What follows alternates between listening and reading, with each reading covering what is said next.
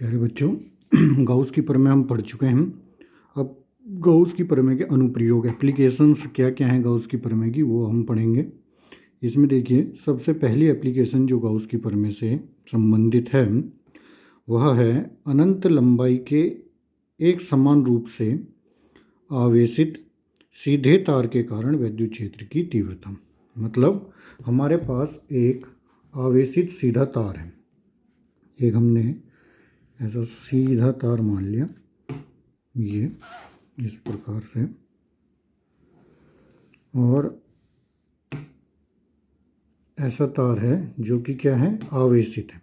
आवेशित, ये देखिए आवेश है, मान लीजिए हमने इसमें एक धन आवेश है, और तार कैसा है, अनंत लंबाई का है, बहुत लंबा है। लंबा मतलब यहाँ से भी इसकी लेंथ बहुत ऊपर है, मतलब फाइनाइट, और ये वाली लेंथ भी बहुत ऊपर है, फाइनाइट, मतलब बहुत लंबा तार है।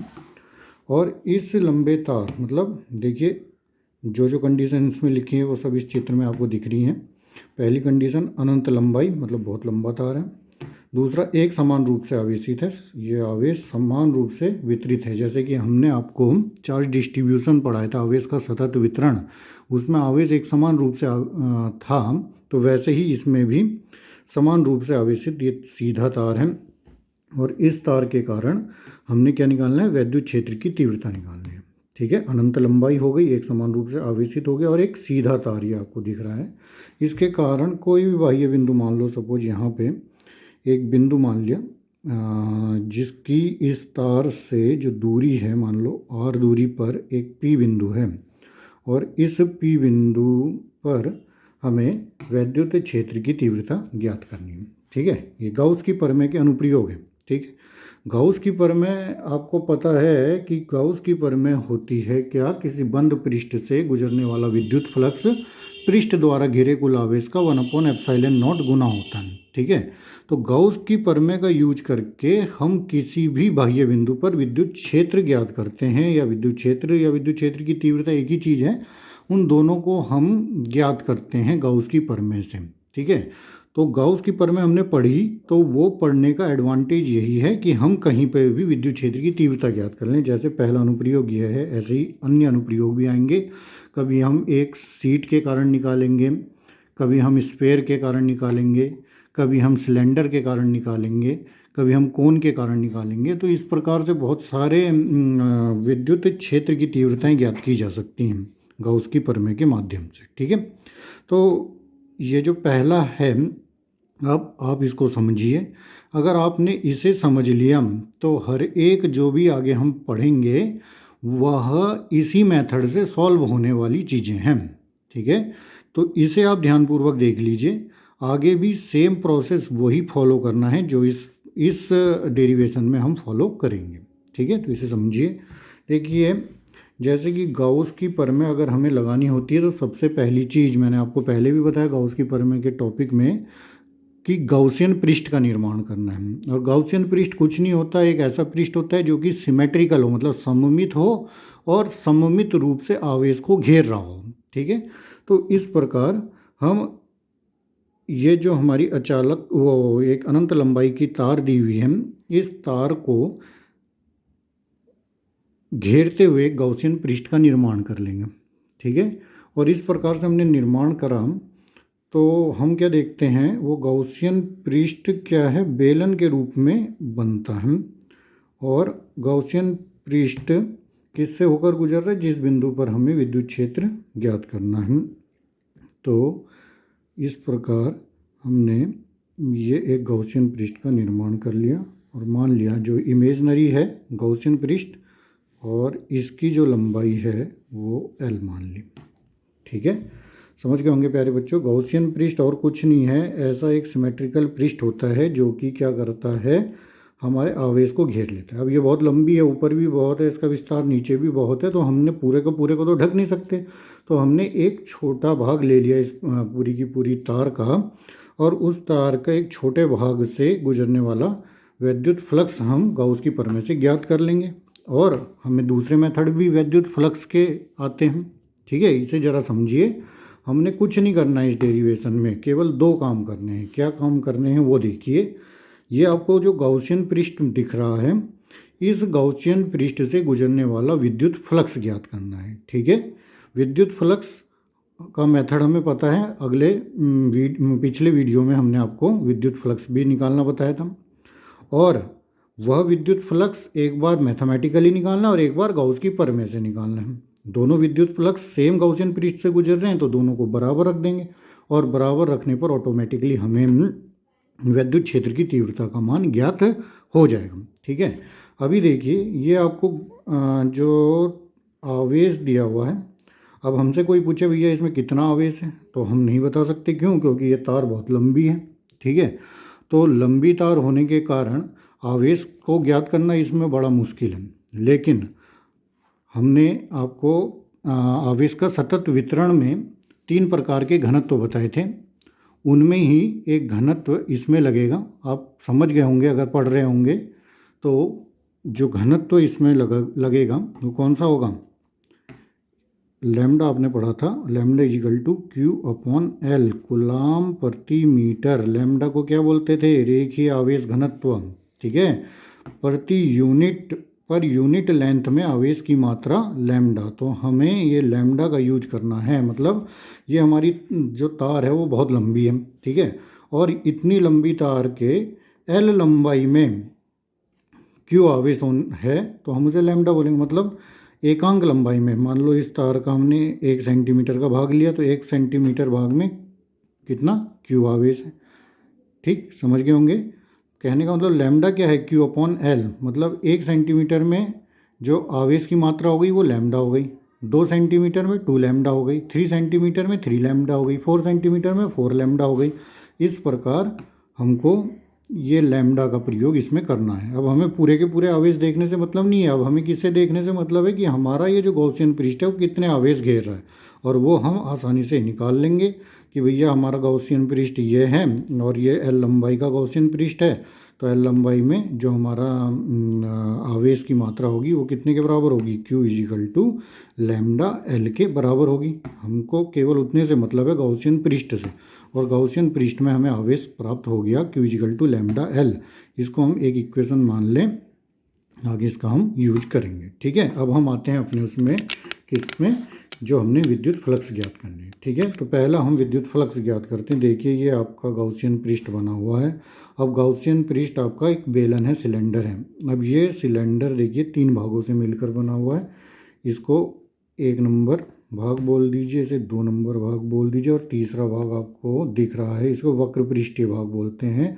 सिलेंडर का तीसरा भाग वक्र पृष्ठीय भाग, तो इसको 3 नंबर भाग बोल लीजिए। अब इन तीनों भागों से गुजरने वाला अलग अलग विद्युत फ्लक्स हम निकालेंगे और कुल विद्युत फ्लक्स के लिए उनको जोड़ देंगे। ठीक है, तो सबसे पहले क्या है, भाग 1 से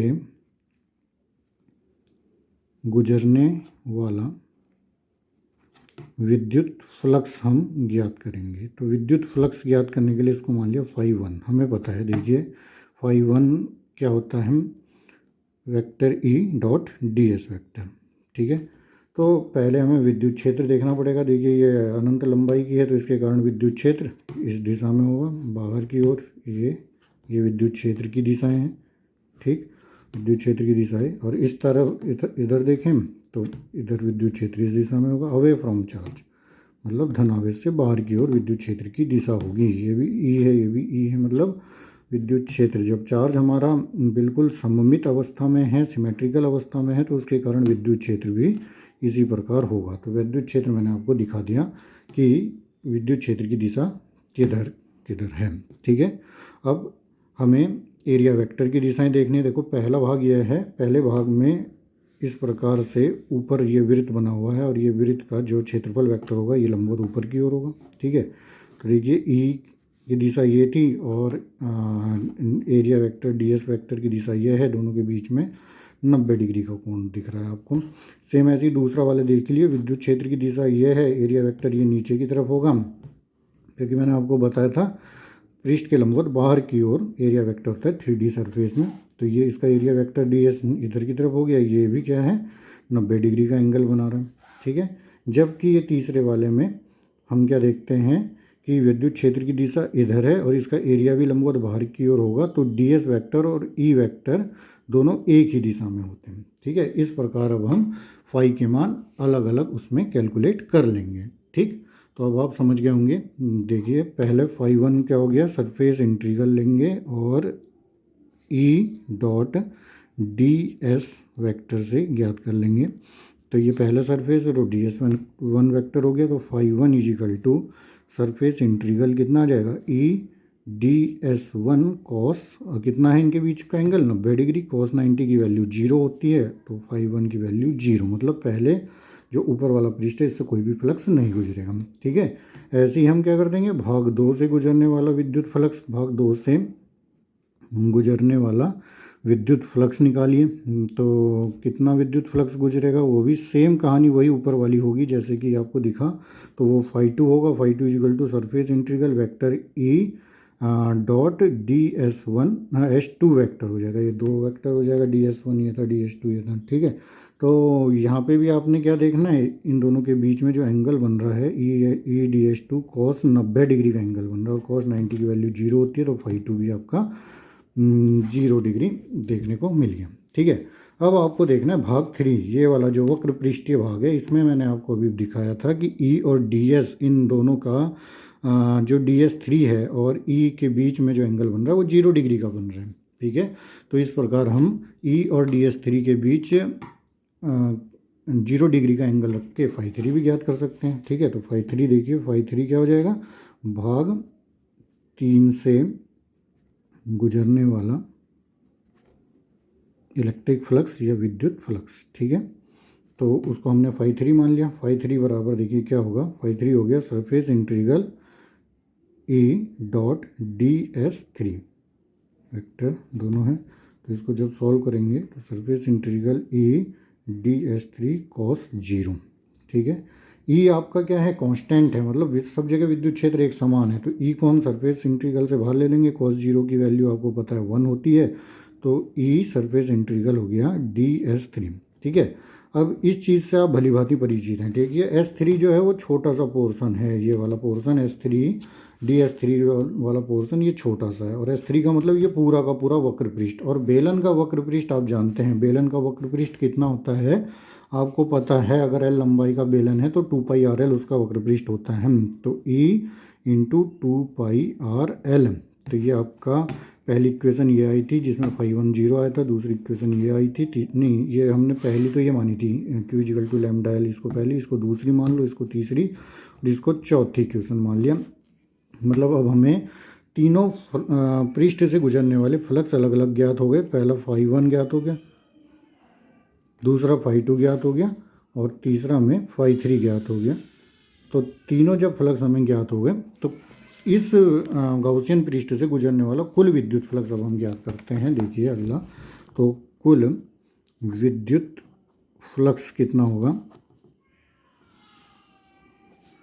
देखिए phi is equal to phi one plus phi two plus phi three. ठीक, फाई का मान आप फाई वन का मान आपको देख लिया 0 आया, फाई टू का मान भी 0 आया, फाई थ्री का कितना आया था ये बात पुनः देख लीजिए, ई इंटू 2πr_l आया था, अरे ये 2 बन गया, ये r है, r क्या है आपको पता है, r डिस्टेंस दूर है, मतलब ये जो बेलन हमने बनाया था इस बेलन की रेडियस भी, ठीक है, तो वो भी r है, तो कितना आ जाएगा हमारा फाई थ्री का मान 2πr_l।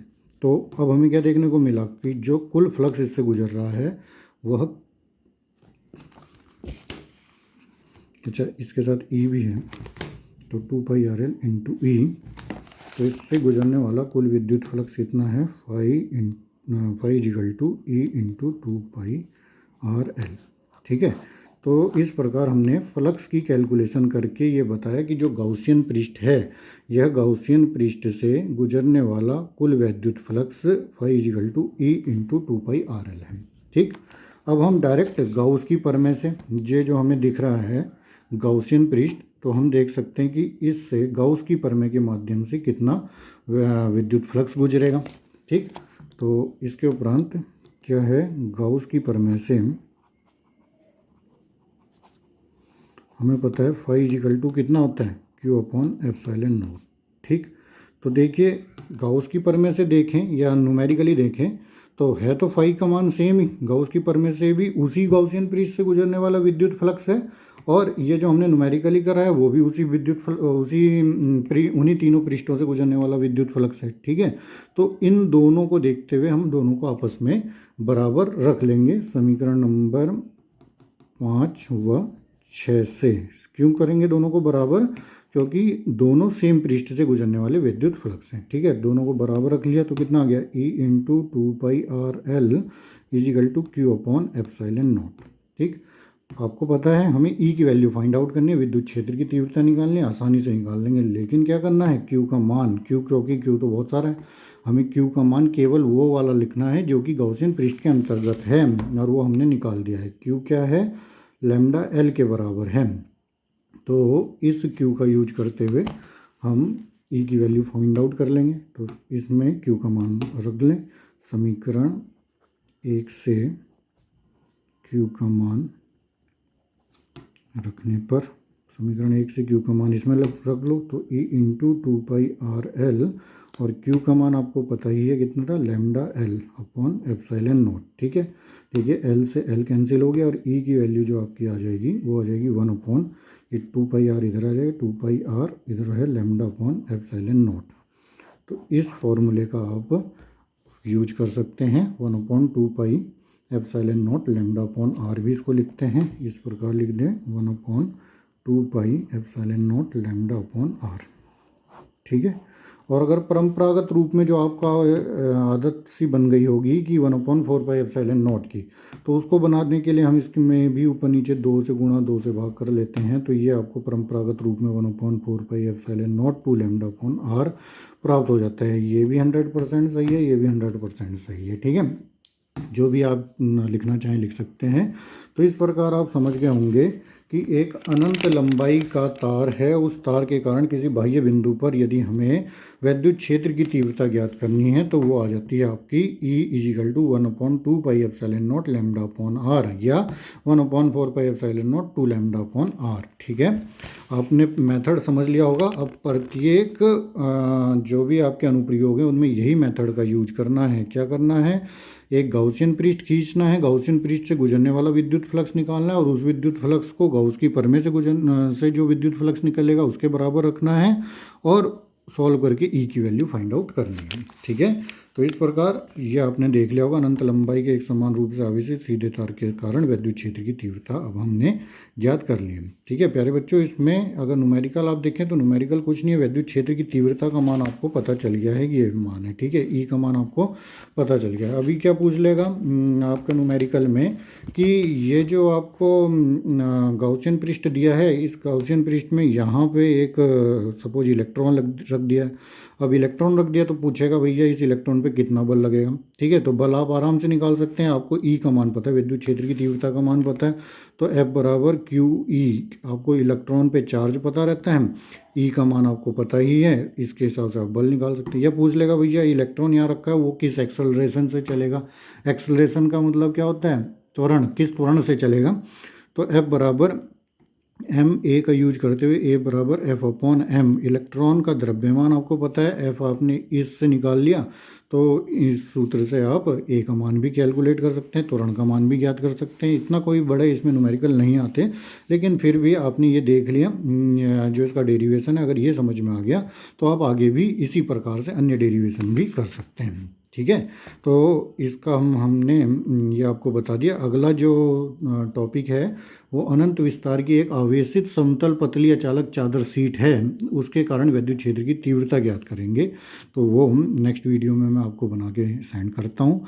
तब तक आप इसको ध्यानपूर्वक पढ़ें, समझें और इसका डेरिवेशन को बार बार करने का प्रयास करें। ठीक है, समझने के पश्चात अगर कोई समस्या आपके सामने आती है तो उस समस्या से मुझे ज़रूर अवगत कराएं।